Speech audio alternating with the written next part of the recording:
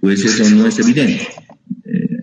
Ahórrense el trabajo de buscar, porque no hay ningún precepto en la Constitución que de manera expresa y así, de manera expresa, además concreta, señale que la Constitución sea la Constitución política del Estado plurinacional.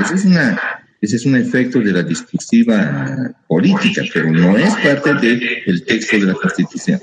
Si ustedes tienen el texto de su Constitución, de la Gaceta Oficial, no otros textos, van a poder encontrar que el título de la tapa es Constitución Política del Estado.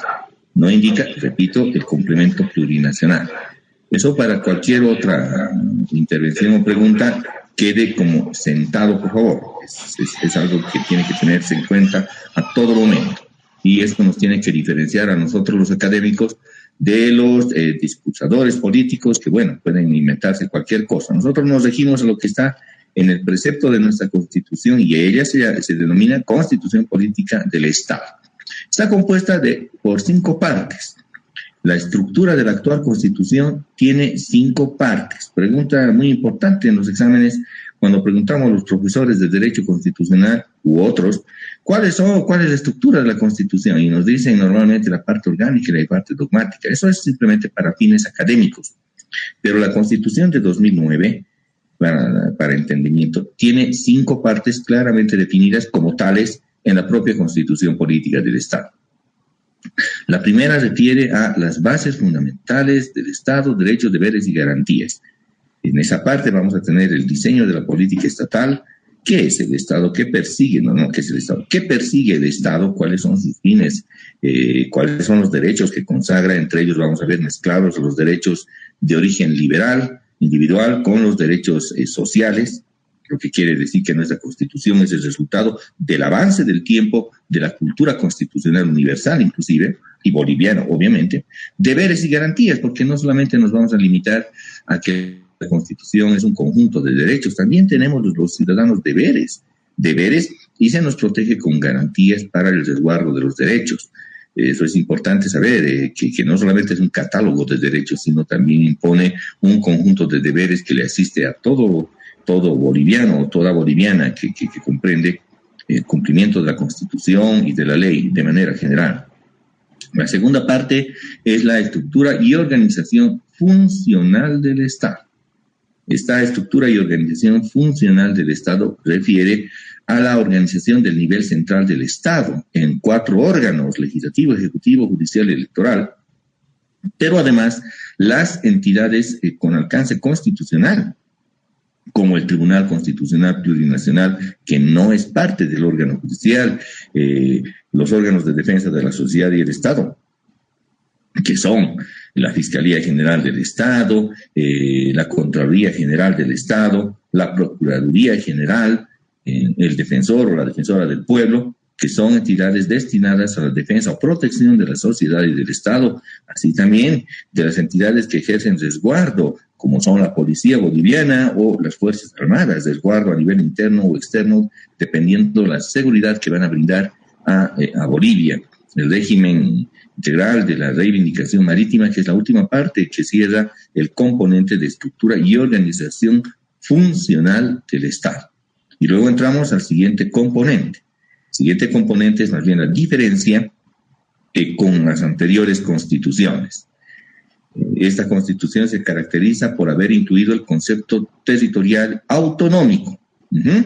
En estos días celebrábamos el Día de la Autonomía Universitaria. Les hice una explicación al grupo de qué se trata la autonomía universitaria, más bien de dónde se originó, en qué momento se originó la autonomía universitaria, y luego replicando la autonomía universitaria, que ya también se puso en vigencia para aquellos años la autonomía municipal.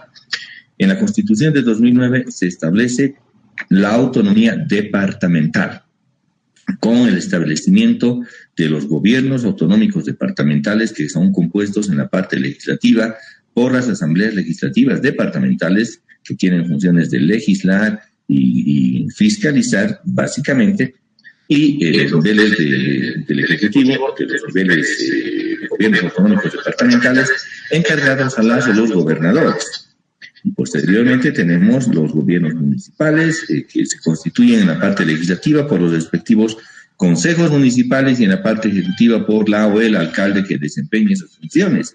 Aparte también tenemos dentro de la estructura y organización territorial los gobiernos subnacionales, indígenas, originarios, campesinos, que están conformados de acuerdo a sus usos y costumbres, pero siguiendo procedimientos que deben establecerse para que existan como tales. Y incluso existe la posibilidad de la conformación de niveles que son de funcionamiento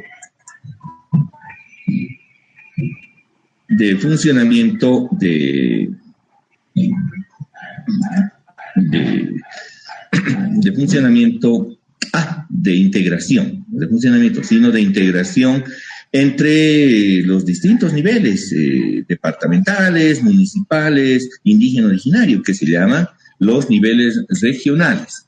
Estos niveles regionales se encuentran, bueno, en Bolivia solo hay uno, en el Chaco, y además la característica es que solo pueden estar dentro del límite departamental.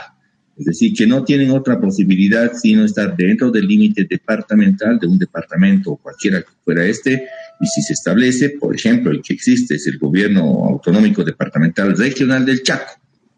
Está en Tarija, en el departamento de Tarija. No excede Tarija, no incluye las provincias que también son del Chaco, pero que incluyen Chuquisaca o Santa Cruz.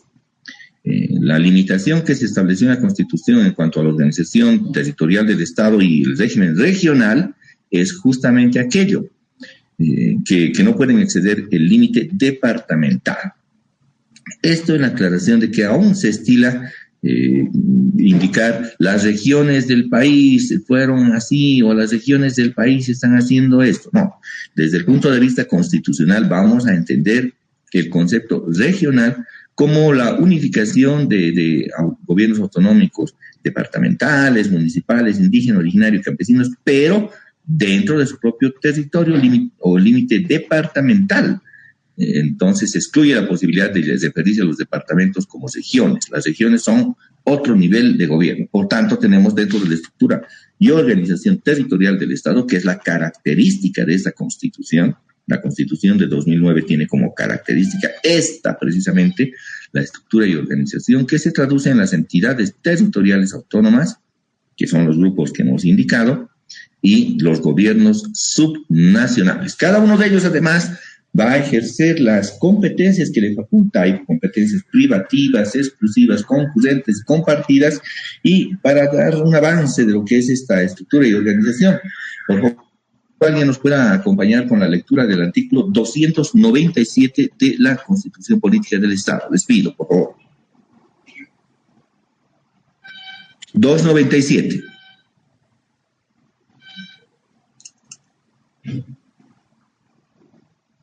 Hola. Doctor, buenos días. Buenos días, doctor. Buenos días. Adelante. ¿Quién va a leer? Jefferson. Está bien, doctor. Artículo 297. Parágrafo primero. Las competencias definidas en esta Constitución son, numeral primero, privativas aquellas cuya legislación, reglamentación y ejecución no se transfiere ni delega y estas se reservan para el nivel central del Estado. Numeral 2. Exclusivas aquellas en las que un nivel de gobierno tiene sobre una determinada materia las facultades legislativas, reglamentaria y ejecutiva, pudiendo transferir y delegar estas últimas. Numeral 3. Concurrentes, aquellas en las que la legislación corresponde al nivel central del Estado y los otros niveles ejercen simultáneamente las facultades reglamentarias y ejecutivas. Numeral 4. Compartidas aquellas sujetas a una legislación básica de Asamblea Legislativa Plurinacional, cuya legislación de desarrollo corresponde a las entidades territoriales autónomas, de acuerdo a sus características y naturaleza. La reglamentación y ejecución corresponderá a las entidades territoriales bolivianas autónomas. Parágrafo segundo. Toda competencia que no se incluya en esta Constitución será atribuida a nivel central del Estado, que podrá transferirla o delegarla por ley. Bien, gracias. Como vemos, El régimen de las autonomías tiene, desde el punto de vista constitucional, reservadas ciertas características y competencias, que claro, cuando analicemos el tema de estructura y organización territorial del Estado, el tema de autonomías, básicamente, vamos a poder recalar en cada uno de ellos. Es muy importante que el constitucionalista, el estudiante de Derecho Constitucional, ya no esté simplemente en el Derecho Constitucional clásico antiguo. Nos decían, existen 3 poderes, legislativo, ejecutivo, judicial, y pensaban que eso era todo. En realidad, aún no se ha desarrollado desde el punto de vista académico el concepto constitucional de estructura y organización territorial del Estado. Muy pocos libros hacen referencia a aquello en Bolivia, y esta es más bien la característica muy diferente a lo que existía anteriormente. Ojo que el constitucionalista no es solamente el que interpone acciones de libertad o amparo. A veces en los tribunales se dice, ahí bien constitucionalista había sido porque es amparo, conoce bien los amparos y las acciones de libertad. No, eso es una cuestión mínima. El estudiante de Derecho Constitucional tiene que entender que estudia también el aparato estatal, y lo estudia desde su organización territorial, como habíamos manifestado, o en el cuarto componente de esta estructura, la estructura y organización económica del Estado. ¿Cuáles son los componentes de la estructura y organización económica del Estado, estimados estudiantes? ¿Han leído ustedes la Constitución? ¿Cuáles son los componentes de la estructura y organización económica del Estado? A ver, les otorgo el uso de la palabra.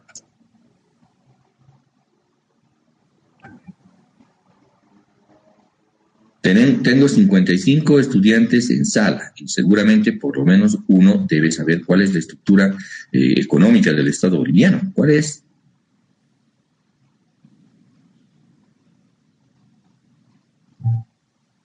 ¿Me escuchan? Por favor, un comprendido si me escuchan. Perdón, doctor, no sé si es de dominio. ¿Qué? ¿De dominio? ¿De dominio qué? ¿Cuál es la estructura y organización económica del Estado en el marco de la Constitución Política del Estado? Lo que usted me dice es un discurso barato. Yo quiero conceptos de estudiantes de Derecho, no discursos de los dirigentes del alto. A ver. Doctor, buenos días. Buen día, pastor. Artículo 306, doctor. Lectura. El modelo económico del Estado boliviano es plural y está orientado a mejorar la calidad de vida y el vivir bien de todos los bolivianos y las bolivianas. Numeral 2. La economía plural está constituida por las formas de organización económica comunitaria, estatal, privada y social cooperativa. Numeral 3. La economía plural articula las diferentes formas de organización económica sobre los principios de complementariedad, reciprocidad, solidaridad, redistribución, igualdad, seguridad jurídica, sustentabilidad, equilibrio, justicia y transparencia. La economía social y comunitaria complementará el interés individual con el vivir bien colectivo. Las formas de organización económica reconocidas en esta Constitución podrán constituir empresas mixtas. El Estado tiene como máximo valor al ser humano y asegura el desarrollo mediante la redistribución equitativa de los excedentes económicos en políticas sociales de salud, educación, cultura y en la reinversión del desarrollo económico productivo. Bien. Muchísimas gracias por la lectura, y así me gusta, que sean precisos. Eso de los discursos de decir economía de dominio, de explotación, está bien que eso se reserven para cualquier otro discurso, pero la lectura del 306 del último estudiante es la que corresponde. Bolivia entonces está estructurado en 4 niveles de economías que se conjuncionan para alcanzar un objetivo: vivir bien. Vivir bien no ha sido simplemente un discurso, y no es tampoco un invento boliviano. Algunos dicen, bueno, Bolivia ha trazado como elemento inventivo, ha creado el concepto del vivir bien y los demás países replican. Falso. El concepto intervencionista del Estado se llama, estimados jóvenes, estado de bienestar. Desde el punto de vista técnico-económico, se conoce con el nombre de estado de bienestar, también en el punto de vista constitucional.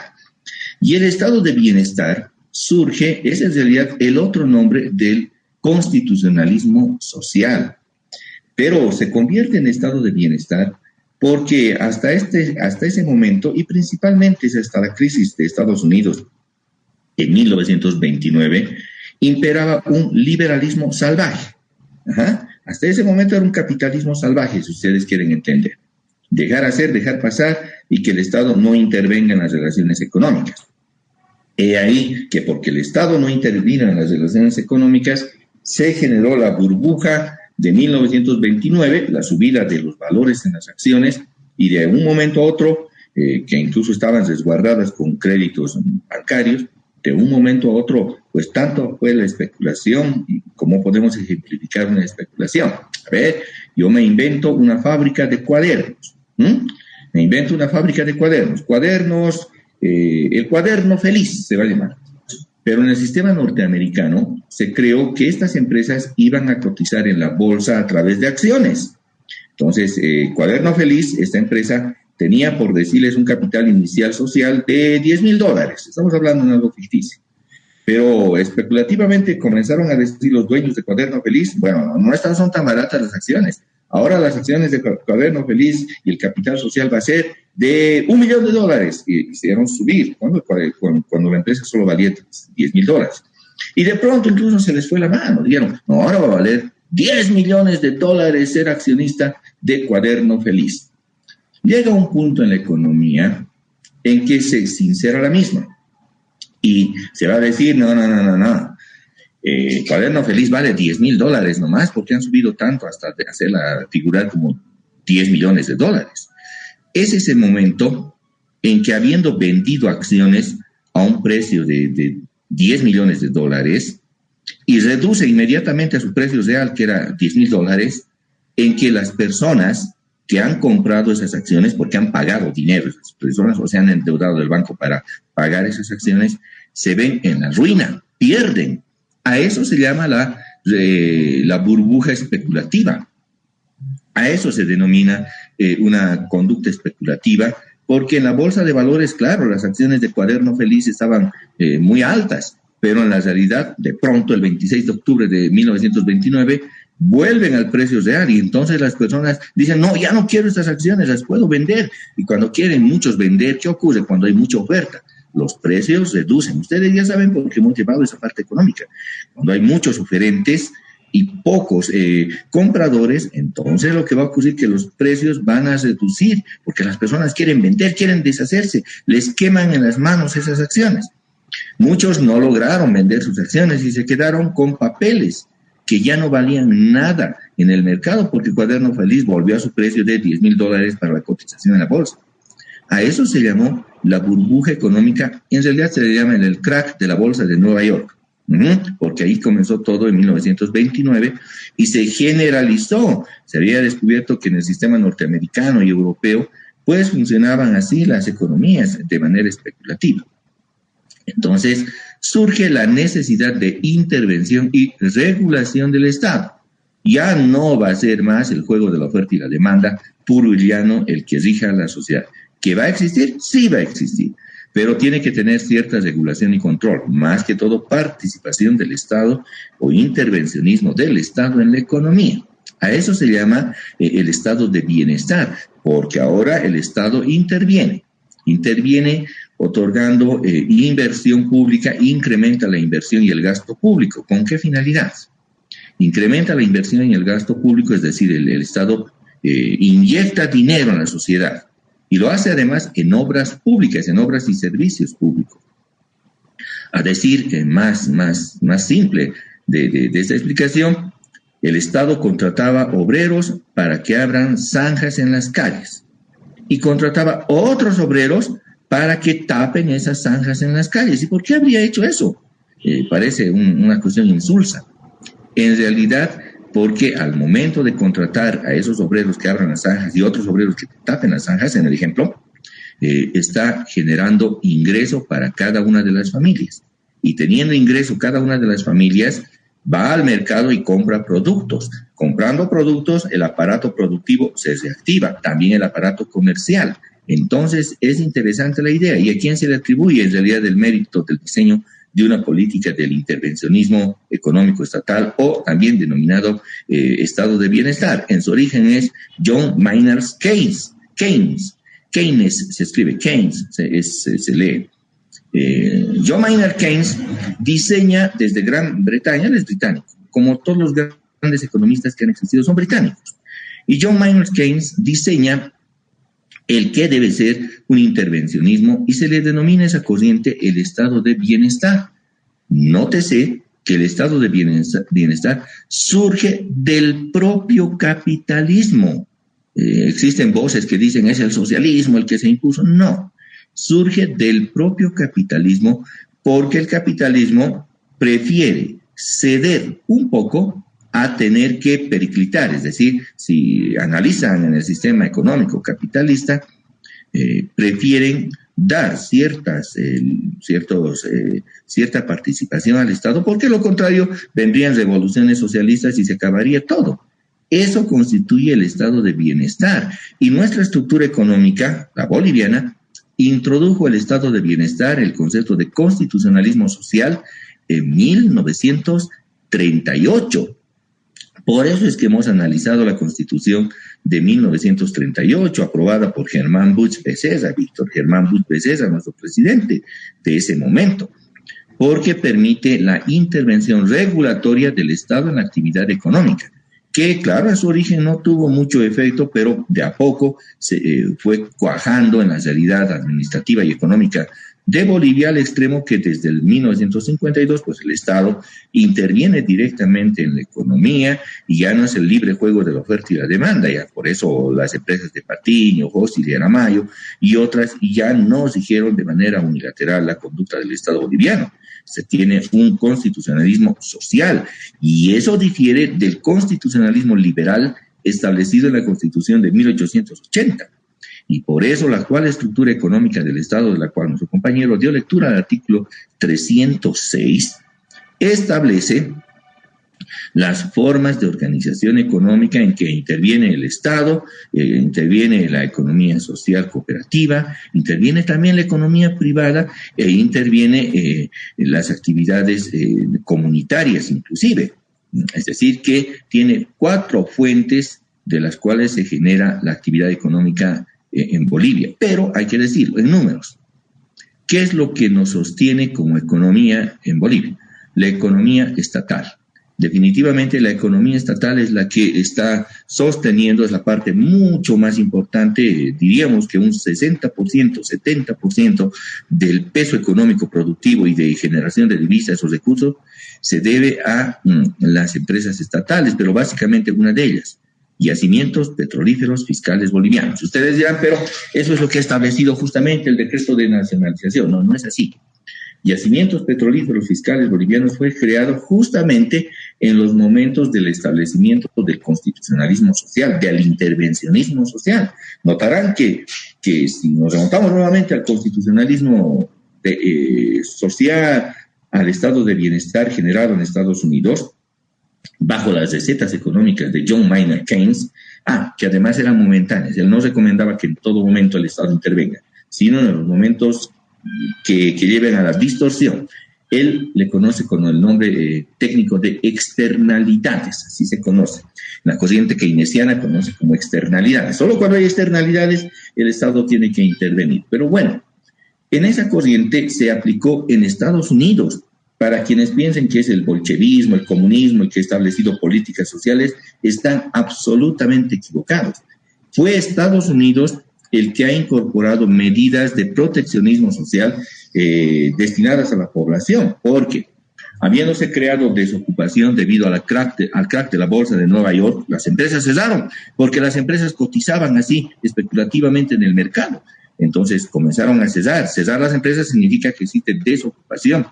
Yo les recomiendo que puedan ver una película que está en línea y tiene muchos años. Se llama Tiempos Modernos, de Charles Chaplin. Tiempos Modernos. Y van a poder, claro que él es un artista jocoso, hacen chistes y además es muy divertida la película, es en blanco y negro y además película muda. Pero van a poder ustedes ver la calidad que se tenía para aquellos años. Si alguien piensa que viendo los Avengers es lo máximo, vean Tiempos Modernos en contenido, en calidad y en jocosidad, que realmente es muy, muy superior quizá a lo que se tiene en los tiempos actuales. Pero ¿Cómo ejemplifica en tiempos modernos? La desocupación lleva al hambre, el hambre lleva a la actividad económica. Cuando él quiere trabajar, este personaje va a trabajar, pues está muy cerrada la oficina y él busca trabajo y de pronto en la película se le cae una bandera, esa de esas banderitas que se ponen en los vehículos, banderas rojas para prevenir accidentes. No sé si han visto ustedes, en Bolivia también se utiliza. Cuando se lleva por demás de la capacidad del vehículo en longitud, se tiene que tener identificada una bandera de peligro. Pero bueno, se cae en el camión que estaba delante de él la banderita y él agita la bandera pretendiendo devolverle al camión que se ha caído, pero detrás de él viene una manifestación y consideran que el personaje es el conductor de esa revuelta que existía. Es muy jocosa, véanla por favor. Es muy jocosa realmente esa película. Ejemplifica el cómo era el momento de la crisis económica. Y esa crisis económica se para luego, se le pone freno por parte del Estado. Es el presidente Roosevelt, el mismo presidente que luego les va a conducir a la victoria de la Segunda Guerra Mundial, Franklin Delano Roosevelt. Es el mismo presidente, repetimos, que lleva a cargo estas políticas económicas de corte social, de bienestar social, el que comienza a hacer las obras civiles que habíamos dicho. El Estado comienza a intervenir en la economía, asiste a las empresas privadas, hacen grandes carreteras, hacen grandes represas, se genera el trabajo para la mano de obra y, en consecuencia, se reactiva la economía. Esas son las formas de reactivar la economía. Cuando el Estado invierte, no gasta. Ojo, ¿cuál es la diferencia? Gasto es una canchita, inversión es una empresa. Entonces, cuando el Estado invierte en actividad económica productiva y por ello se regenera, hay nuevamente la actividad económica y a ello se conoce como el estado de bienestar, que en Bolivia le conocemos como el vivir bien y otros nombres más que tiene nuestra propia constitución, el Sumacaná, Camaña, el Tandereco, en fin. Pero básicamente significa estado de bienestar. En el sistema europeo se le conoce como estado de bienestar. En Latinoamérica tiene diferentes acepciones, pero básicamente es el estado de intervención económica en lo social. Lo que quiere decir que los diferentes países del mundo aceptan el capitalismo. Es más, la base de su economía es el capitalismo, pero no es un capitalismo desembocado, libre y sin control. Ese capitalismo tiene que tener control por parte del Estado. Entonces conviven los dos. Convive ese capitalismo, pero las reglas debe dictarlas el Estado. ¿Qué pasaría en los casos extremos? A ver, en los casos extremos donde el Estado no intervenga, en esos casos se tendría un sueño capitalista en que el Estado no interviene. Y bueno, esos estados no existen, ni siquiera en teoría, no existen. No hay el extremo del intervencionismo, más bien del no intervencionismo liberal en ninguna parte del mundo. En todas las partes del mundo, el más pequeño estado, el más débil estado, llámese Haití, un estado débil en Latinoamérica, o llámese Somalia, en el caso de gravísima crisis económica y hambruna, inclusive en África, ambos estados intervienen en la economía. Regulan, de alguna manera regulan la economía, es parte del ejercicio además de su soberanía.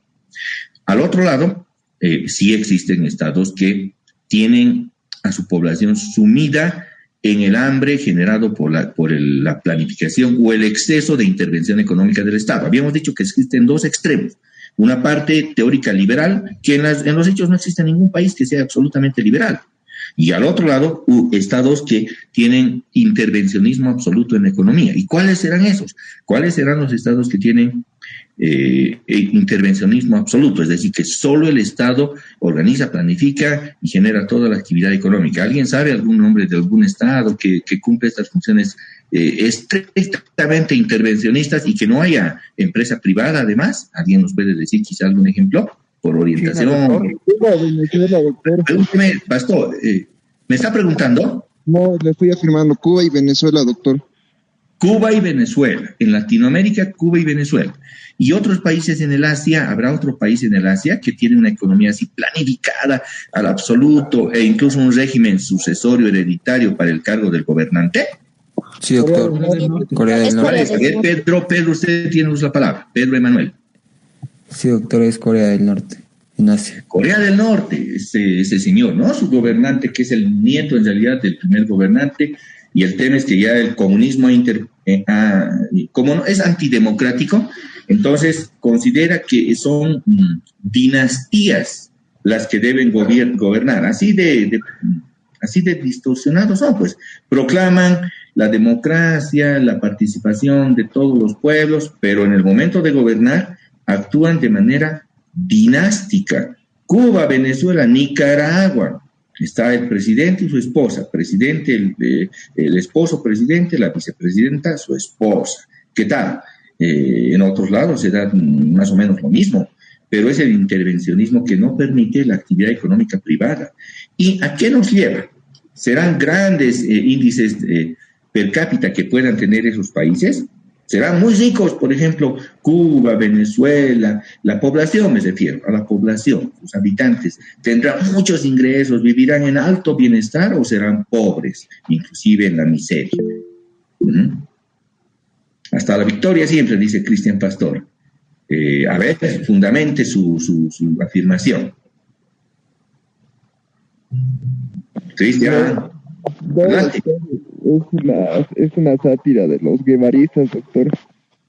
Es una máxima de los guevaristas, sí. Pero hasta la victoria, ¿qué significa? ¿Hasta empobrecernos siempre o hasta haber dotado de bienestar? Porque los postulados del socialismo son otorgar bienestar social a todos. Pero en la práctica, el bienestar social solamente es con el grupo de poder.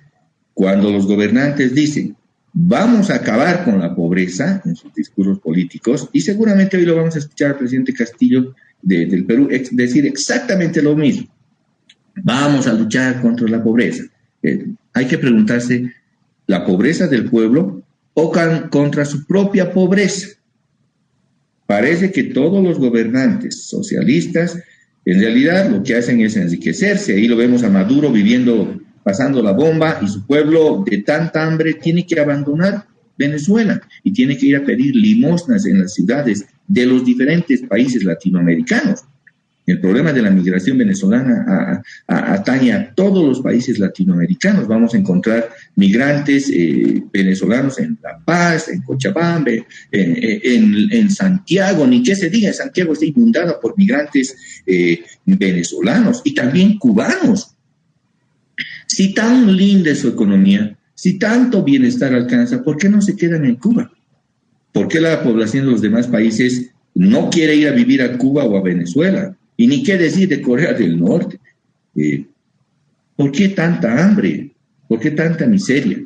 ¿Por qué al parecer simplemente es discursivo? Bueno, entonces lo que hace el estado de bienestar es no ir a ninguno de los dos extremos, ni el liberalismo pleno, ni el socialismo pleno, que es el intervencionismo estatal máximo. Lo que hace es mantener las condiciones productivas porque no hay otra forma. El capitalismo es el que genera excedente y por ello tiene el mérito de generar riqueza, y el problema es ahora la distribución de la misma. Por tanto, los estados en las sociedades aceptan al capitalismo, pero le imponen regulaciones, a veces muy drásticas en algunos casos. Ustedes dirán, los países más liberales son Estados Unidos, Singapur, Dinamarca. Los impuestos más altos son justamente en esos países, lo que quiere decir que el intervencionismo económico es muy alto. Sí, las regulaciones son muy altas, y por eso tienen pues los mejores índices de vida en el mundo. Japón, Israel, Dinamarca, Noruega, Singapur, Corea del Sur, porque el Estado controla la actividad. En Bolivia tendremos algunos sistemas liberales, muy liberales en Bolivia, tendremos algunos sistemas económicos liberales, estamos hablando del régimen de estructura económica. A ver, les otorgo el uso de la palabra.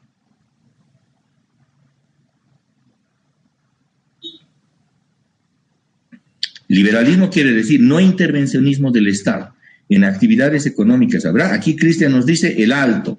Correcto, el alto es liberal, en contraposición de lo que nos pueden manifestar los dirigentes del alto propiamente, que se oponen al liberalismo, al maldito neoliberalismo. Mañana va a ser la feria 16 de julio, son los jueves y los domingos. y vean cómo están en las ferias. Y en realidad en toda la actividad económica, no en toda, la más grande actividad económica que tiene el Alto, liberal. ¿Y por qué es liberal? Porque el Estado no interviene en aspectos laborales, o estarán con contratos laborales todos ellos, con el servicio de pensiones, el personal, decimos, de aporte de pensiones a largo plazo. Tendrán normativa laboral vigente, tendrán normativa siquiera regulatoria. En el Alto he visto cambiando, en La Paz también he visto cambiando sistemas de freno con asbesto.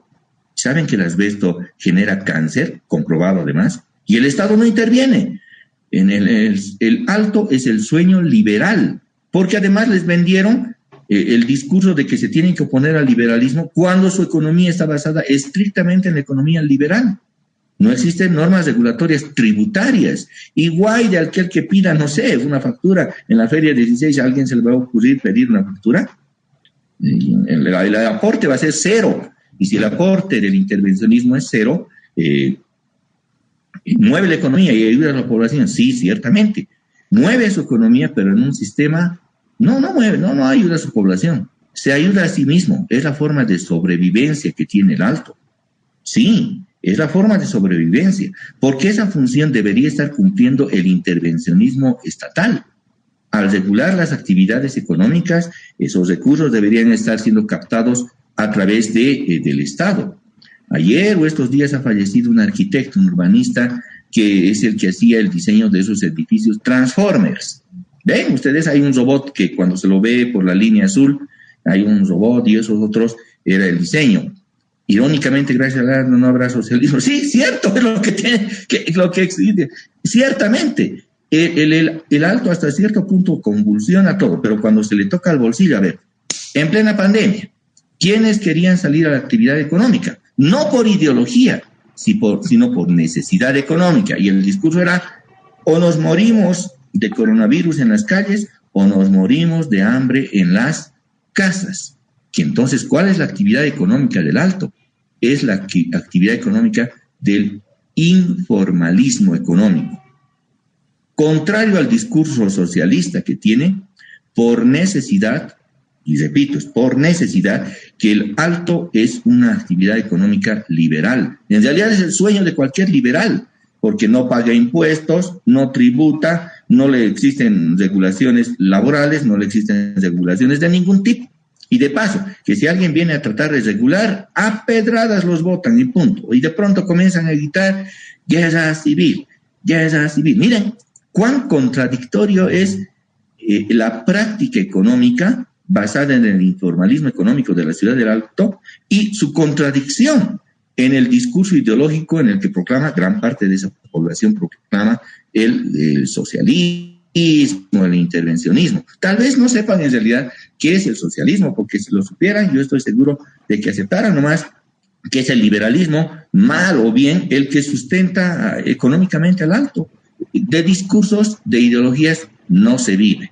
Y si la señora vendedora sale por necesidad a vender sus tucumanas, sus salteñas, sus gelatinas, no lo hace por ideología, sino porque no le queda otra opción. Pero esa opción implica que está en un pleno liberalismo. Entonces, cuando hablamos de la estructura y organización económica, es el Estado el que ya en 2 años de vigencia de la Constitución debiera haber otorgado lineamientos para vivir bien. No estamos hablando que nuestra Constitución tenga 1 año de vida. Ya nuestra Constitución tiene 11, 12 años de vida a cumplir. Mucho tiempo como para que el Estado debiera haber diseñado no solamente dádivas, no es solamente de dar moneditas, sino de diseñar verdaderos emprendimientos económicos. No se ha procedido con la agenda de los 13 puntos, que era el lineamiento, era la generación de la industrialización de los hidrocarburos. Bolivia no está industrializando. ¿Qué vendemos como gas? Gas bruto. El gas que extraemos de tierra, de Tarija, de Santa Cruz, de Chuquisaca, se exporta así en bruto a Brasil y Argentina. No lo procesamos. Y en ese gas, además, incluyen otros elementos que componen, incluso agua, muchos elementos que debiera estar beneficiando. En otros países la venta de gas es gas puro, punto. No incluye otros elementos que pueden llevar a la petroquímica. Bolivia, pues, no ha visto en tantos años de vida y en el momento de la bonanza de los precios económicos, y ella crítica a quienes han manejado en su momento el aparato estatal, en el momento de la bonanza, ¿qué han hecho? Dakar, canchitas, gasto insulso, no generación. Pero nomás son las recetas antiguas de Roma, pan y circo. La población se queda muy tranquila viendo el Dakar, ahí viendo caseritas, hasta el momento que uno de los pilotos le dijo al presidente en su cara ahí, le dijo: mire, presidente, yo cumplo las reglas del automovilismo y me he presentado a esta carrera y me ha ido bien en la carrera, y yo le pido a usted también que cumpla con la Constitución. En ese momento se cerró y no hubo más Dakar. ¿Recuerdan? Pues bien, entonces un extremo polarizado de la economía. Ningún extremo polarizado es el mejor de una sociedad. El hambre y la miseria de Cuba, Venezuela, Nicaragua y Corea del Norte nos lo demuestra. Y al otro lado, la inexistencia de estados plenamente liberales. Ustedes me dirán, pero Islas Caimán, por ejemplo, donde se lava mucho dinero, o Suiza, donde está la banca con reserva, son unos estados perfectamente liberales. Pues no lo son. Por hacer esas actividades les cobran altos montos de dinero y me parece bien.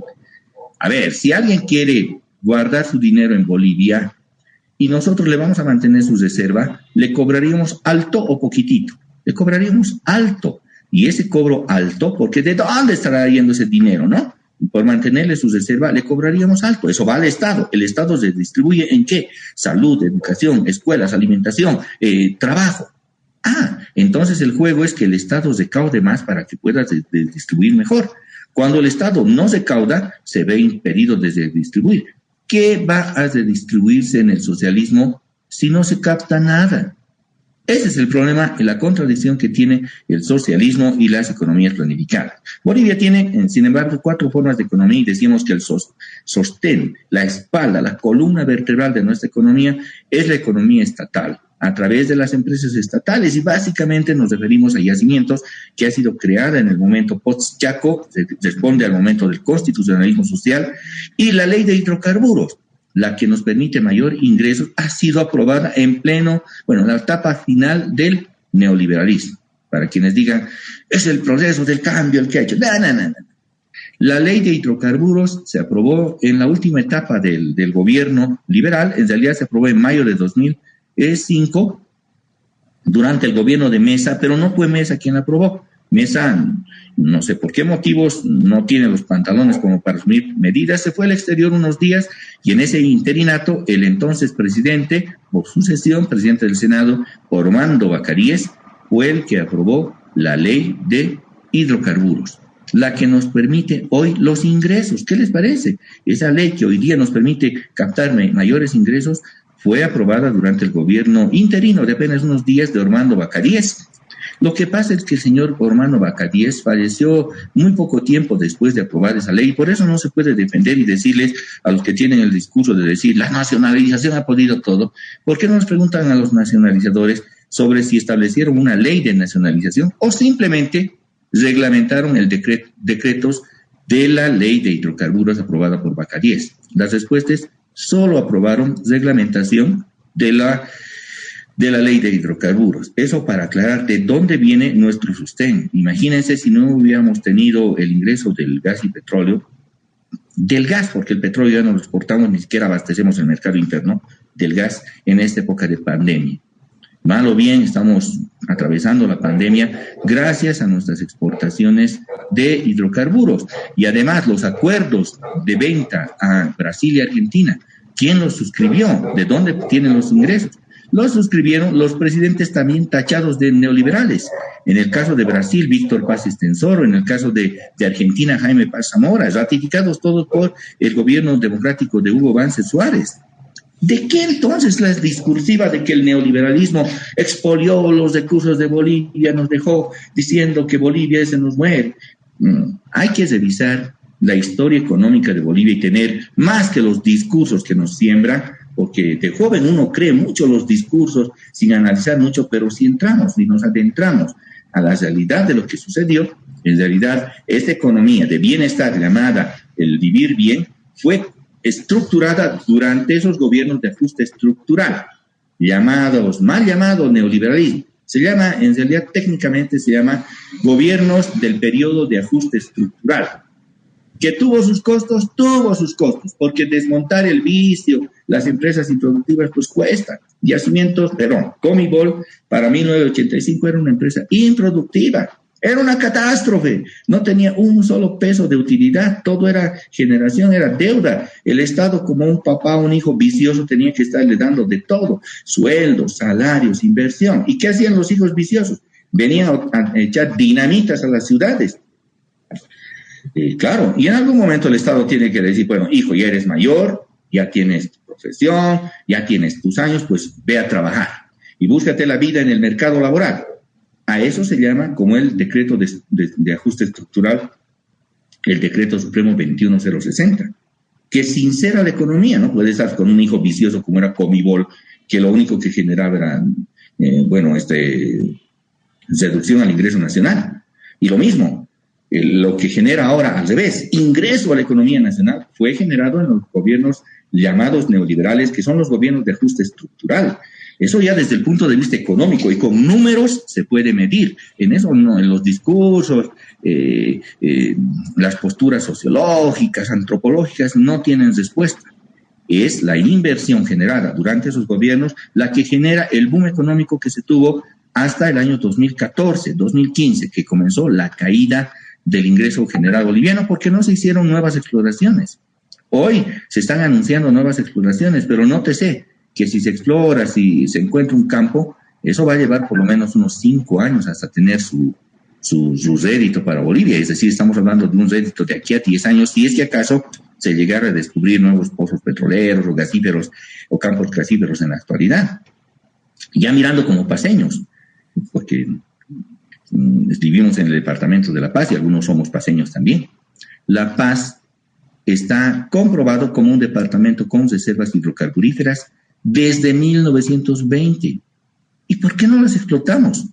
Por una política gubernamental que ha preferenciado el desarrollo de Oriente en lugar del desarrollo del norte de La Paz. Por eso es que la provincia del norte de La Paz se llama Abel Iturralde, porque aquellos años fue un diputado, un político boliviano, paceño, el que identificó y que luchó por el petróleo de La Paz. Y es más, la Standard Oil, estamos hablando de la empresa más importante productiva de petróleo, incluso hasta el presente. La Standard Oil identificó 2 bolsones gigantes de petróleo en Bolivia, uno ubicado en el Chaco y otro ubicado en Caupolicán, así se llamaba lo que hoy conocemos como la provincia Abel Iturralde. Y Franz Tamayo también, Apolo y más al norte. Y es más, al otro lado de la frontera, si vamos al lado peruano, los peruanos en la selva peruana tienen la mayor reserva peruana, claro, para Perú, de gas que ellos explotan. Se llama Camisea. Sí, está ubicada tras la frontera boliviana y es precisamente en ese bloque, en esa placa del bolsón petrolífero. Si los peruanos ya están identificando, ¿por qué los bolivianos y particularmente los paceños simplemente estamos pensando que La Paz es un departamento con Luchito, con Ponchito, Aymara, con una visión andinocentrista, cuando debiéramos estar viendo al desarrollo productivo que nos hubiera llevado a explotar el gas, que el Perú ya lo hace desde hace unos 20 años, tiene plantada la explotación de Camisea en la misma región, claro que al otro lado de la frontera. Esos son conceptos que como departamento debemos desarrollar, y a eso se tiene que dedicar un gobernador, no estar cambiando al director de deportes del estadio que no sabe manejar el tablero. Son políticas públicas que también tenemos que identificar, ni estarnos peleando a ver cuál es la ciudad dominante, la que va a ejercer el Alto La Paz. Son cuestiones que tienen que ser superadas cuando tenemos una visión de desarrollo mucho más necesaria como bolivianos y como paceños. Imagínense si Yacimientos nos brinda ese ingreso, ¿qué hubiéramos hecho con un Yacimientos 2, con una nueva explotación de gas y petróleo del norte de La Paz, abastecer el mercado de hidrocarburos de Bolivia? Y esa crisis generada por la importación, porque importamos diésel, no existiría más bien ingreso en lugar de egreso. Y tenemos ahí botados en los campos, sin explotación, y los habitantes de Apolo, y ustedes conocen a Apolo o algún amigo, familiar, les van a decir, existe el río Querosén. Se llama así porque el petróleo está emanando a flor de tierra, a los ríos se va, así, y nadie los explota. En La Paz, Ese es un problema que no le he escuchado decir a ningún gobernador o candidato a gobernador. Los candidatos a gobernadores o evocaban la efigie de su padre, como es el actual gobernador de La Paz, o el otro que quería transformar las truchas en sardinas. Una vergüenza, pero bueno, es así el lineamiento. Cuando la estructura económica del Estado debiera haber diseñado que con la participación económica de las empresas privadas, de la empresa social cooperativa, de la empresa comunitaria, inclusive hay posibilidad de que las comunidades produzcan y el propio Estado llevemos a un desarrollo económico. Los grupos sociales, la economía comunitaria tiene que ser reactivada. Es una vergüenza que estemos importando papas del Perú, nos están llegando como contrabando las papas, las cebollas también, pero la vergüenza es la papa. ¿Acaso no somos más bolivianos que la papa? Y nosotros importando papas. ¿Y por qué? Porque nuestros campesinos ya no son campesinos, son chuteros.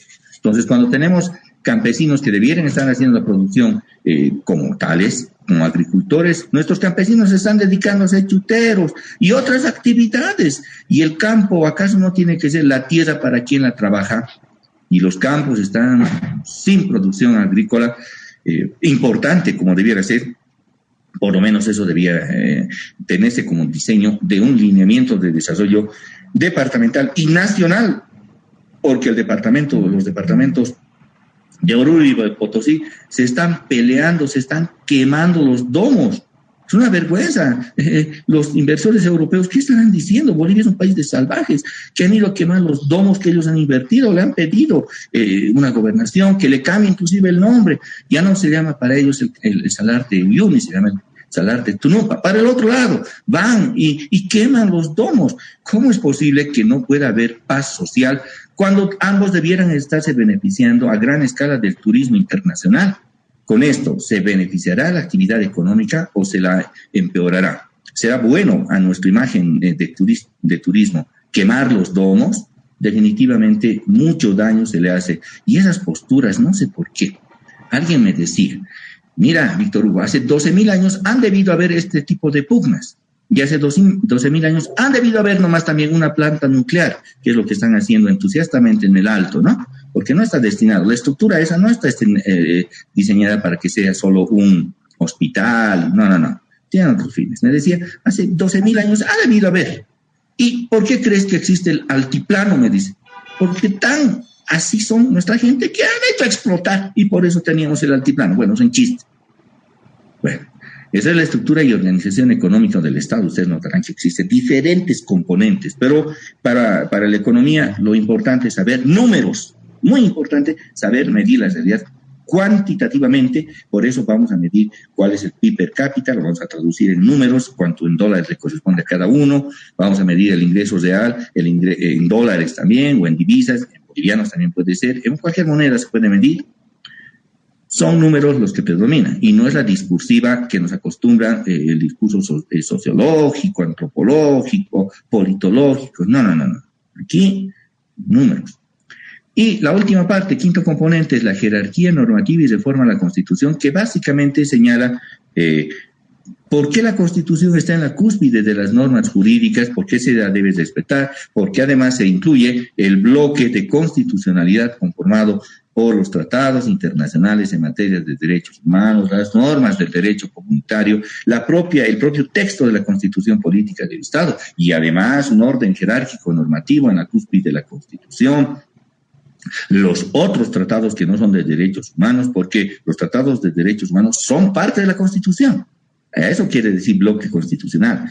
Y los tratados otros internacionales que están por debajo de la Constitución son los no de derechos humanos.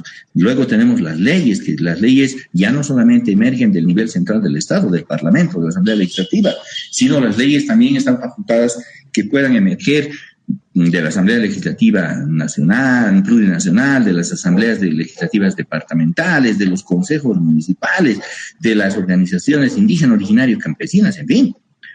Tenemos entonces el cómo se estructura y cómo se procede a la reforma de la Constitución en sus dos mecanismos, reforma total y reforma parcial, y en ambos casos tienen que ser sometidas al referéndum. Bien, les había dicho ayer, ya les había anunciado antes del corte de electricidad, que hoy tenemos programado un examen, es a las 8:30, y ya deben estar ingresando los demás profesores al examen, a los exámenes. Toda la mañana son los exámenes de grado hoy. Les voy a dejar, queridos estudiantes, un saludo cordial. El día sábado van a avanzar nuevamente el texto de la Constitución y unos 2 o 3 sábados con nuestro auxiliar de docencia, Sebastián. Por favor, les ruego tomar nota. Comiencen a leer, ahora sí, duramente la Constitución, a conciencia vamos a leer, y con el auxiliar se encuentran el día sábado para estos temas. Tengan muy buenos días, un saludo cordial, buen fin de semana, por favor, a cuidarse que la pandemia no ha dejado de existir. Muy buenos días, hasta luego, queridos compañeros. Doctor. Hasta luego, doctor. Hasta luego. Hasta luego, doctor. Hasta luego, doctor. Hasta luego, doctor.